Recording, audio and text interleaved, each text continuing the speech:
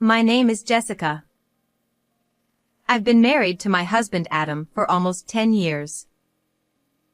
I was feeling down because we had been struggling to have children. My husband always comforted me, saying, "We can do many things together instead. Even without children, let's enjoy our time together."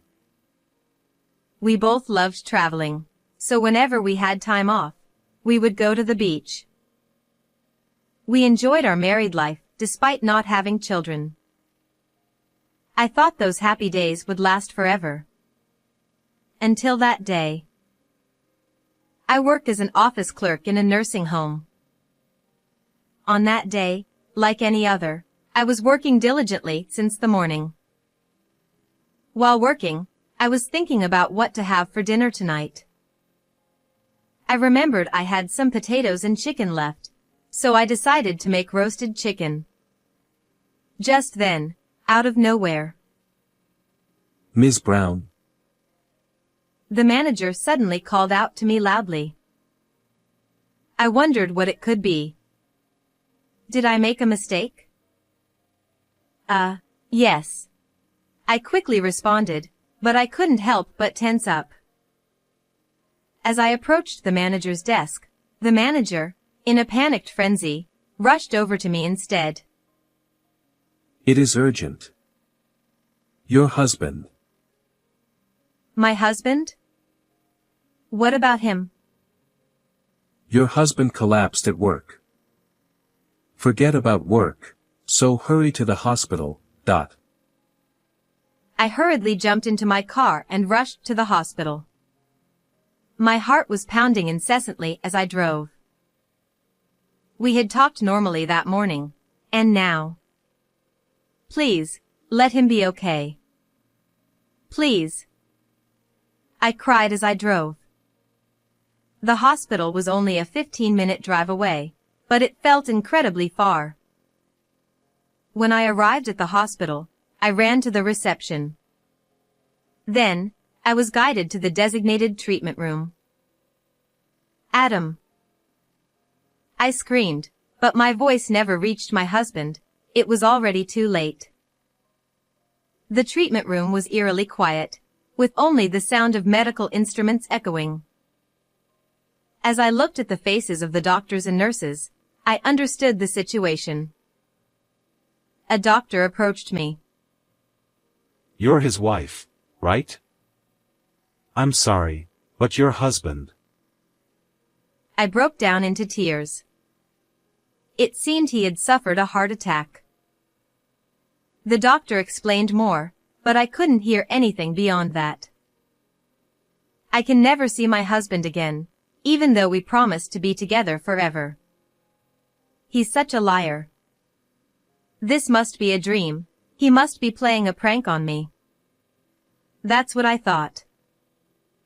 Then, I collapsed. When I woke up, I was in a hospital room. My parents were there, watching over me with concern. "Jessica, are you okay?" My mother gently held my hand. "Why am I in the hospital?" "Oh, right, I heard that my husband collapsed." And then, my husband. Through the haze of consciousness, I remembered and began to cry. My mother, seeing me like this, hugged me tightly, tears welling up in her eyes. I cried out loud. I didn't know how long I cried. I just kept crying, realizing that I had to accept the reality. My deceased husband wouldn't come back anymore. If I didn't properly send him off, he would be sad. I bit down my lips and vowed to myself that I wouldn't cry any further. The arrangements for the funeral were made by my in-laws. My mother-in-law looked as worn out as I felt, and my father-in-law seemed to take charge of most of the arrangements. God can be so cruel. To take him away so suddenly. My friends, who came to pay their respects, said through tears, "Jessica, you don't have to hold back your tears." Some of them said that to me, but I only replied, "Thank you for your concern." Yet, Deep down, I wanted to cry too. As a wife, I had to greet my husband's friends and coworkers. And I had to say my final goodbye to him.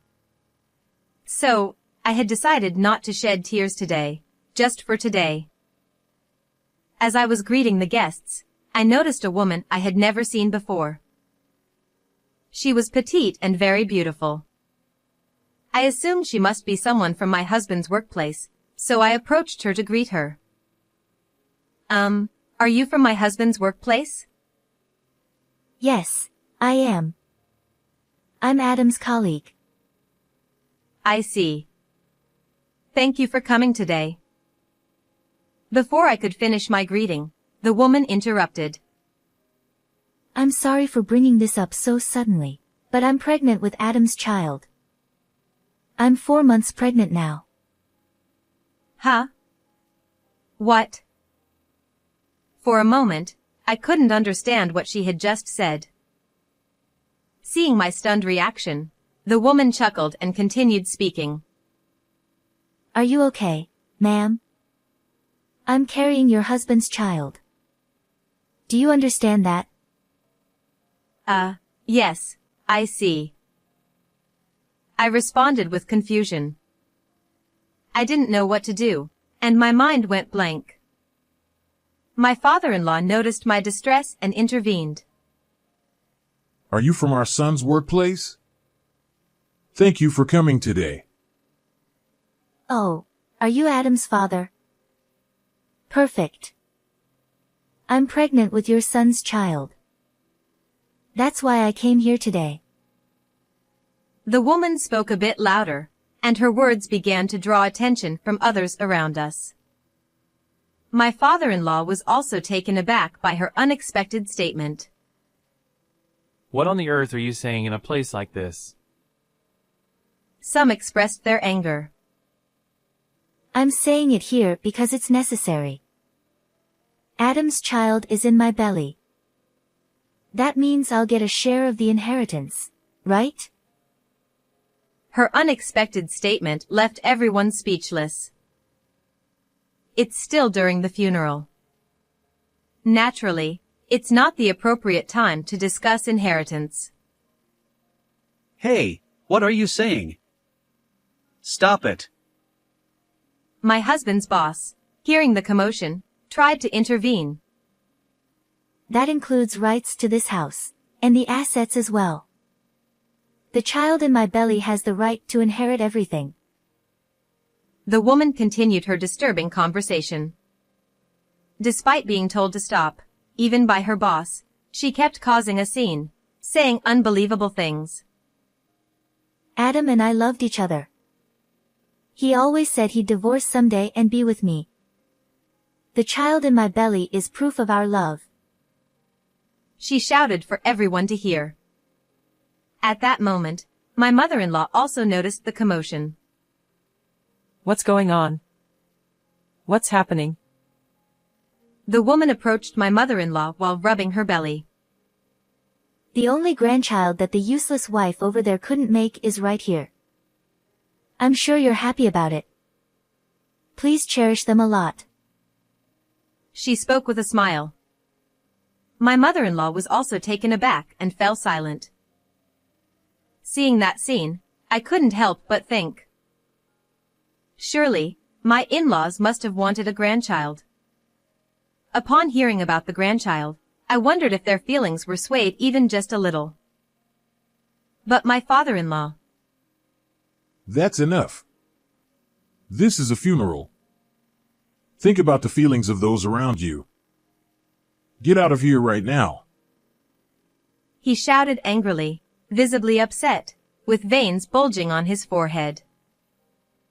What are you saying?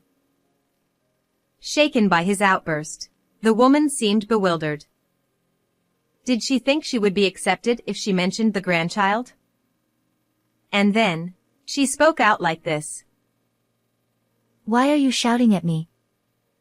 You don't need a useless wife who can't even give birth to a grandchild, right? I'm more suited to be your daughter-in-law. That's right. We don't need a wife like you. It's all your fault. She tried to grab me, but people quickly intervened and restrained her. Stop it. I'm pregnant. Let go of me. Don't touch me. She protested loudly. At that moment, my mother-in-law began to speak to her. Is it really my son's child? If so, then we'll have to divide the inheritance, won't we? That's right. You get straight to the point. Her eyes sparkled with excitement. However, to inherit the inheritance, we'll need to have a DNA test, won't we? Since my son is no longer with us, there's no way to confirm it. But that's not a problem, is it? Because it's truly my son's child, right? She asked with a smile. There's no need for a DNA test. We truly loved each other. She said while trembling. You're shaking. Are you okay? Is something wrong? My mother-in-law pressed on, looking at the woman with a cold gaze. The woman's face began to flush red. Then, my mother-in-law's expression changed, and she said decisively, causing a scene during the funeral, claiming it's my son's child. If it turns out not to be, do you understand the consequences? Confronted by my mother-in-law's stern words, the woman couldn't say anything and eventually burst into tears. We truly loved each other. Even while crying, she still continued to insist on that. Enough is enough. This is disgraceful. My son wouldn't have loved someone like you. I know how much he loved his wife. She held me around the shoulders and dismissed the woman. I want to send off my son properly, so could you please leave right away? Could someone, perhaps her boss, escort her out? My husband's boss forcibly escorted the woman out, allowing the funeral to proceed smoothly, and it ended without incident. And when the burial was over, it finally hit me that my husband was no longer here. All the emotions I had been holding back came flooding out, and I cried alone while looking at photos of my husband. Later on, my husband's boss came to our house to apologize again regarding the incident with that woman. According to him, she had one-sided feelings for my husband and relentlessly pursued him without worrying about anyone else. She would always try to sit next to him at social gatherings and made constant advances towards him. However, my husband never reciprocated her feelings. Despite warnings from his boss and others, she didn't seem to listen and they eventually gave up trying to reason with her.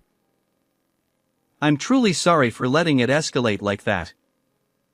We should have handled it better. Then he apologized deeply. However, the one to blame was not the company but that woman. I told him that we were seeking damages for defamation against her. It was an unforgivable act to disrupt the final farewell with my husband. His boss empathized with my feelings, and afterward, we reminisced about my husband. Adam always used to talk about you, you know. Even if he might not remember, when he got drunk, he'd always boast about his wonderful wife. You're truly a lucky woman to be so loved. He said with tears welling up in his eyes. Oh no, I'm the lucky one to have such an amazing husband. He's too good for someone like me. I replied, my voice trembling. This is what I heard from my mother-in-law later on, but it seems that the woman was really pregnant.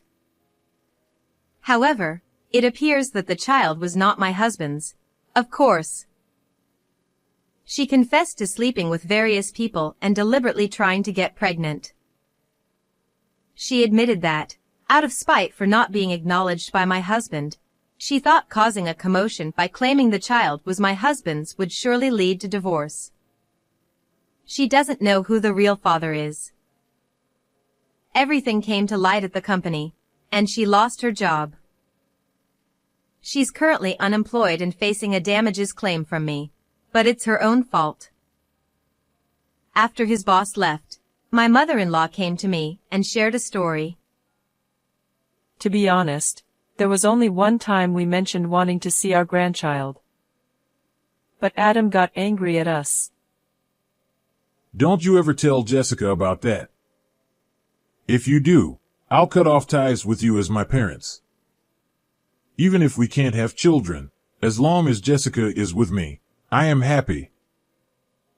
That's what he said, and they apparently came to believe that as long as their son was happy, that was all that mattered. My mother-in-law continued her story. At that moment, I believed that he truly loved you, Jessica. Because of that, she could assert confidently that he had never cheated. I truly love you too, Jessica. I think of you as my real daughter. So, you're still young, and I want you to remarry and be happy. She said that to me, but I shook my head with a smile. I only have one husband. My mother-in-law burst into tears.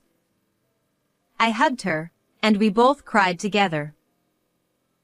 It's been several years since then, but I still think about my husband. I still wonder why he left me alone. There are times when I honestly feel like there's no meaning to living in a world without him. But I have to keep living. My husband, who was an only child, is no longer with us, and I'm sure my in-laws are feeling lonely. I wanted to repay my parents-in-law in place of my husband. Today is the 40th anniversary of their marriage. I decided to surprise them with a cake. I also gave them a trip as a present, hoping they would enjoy it together. My in-laws were very delighted.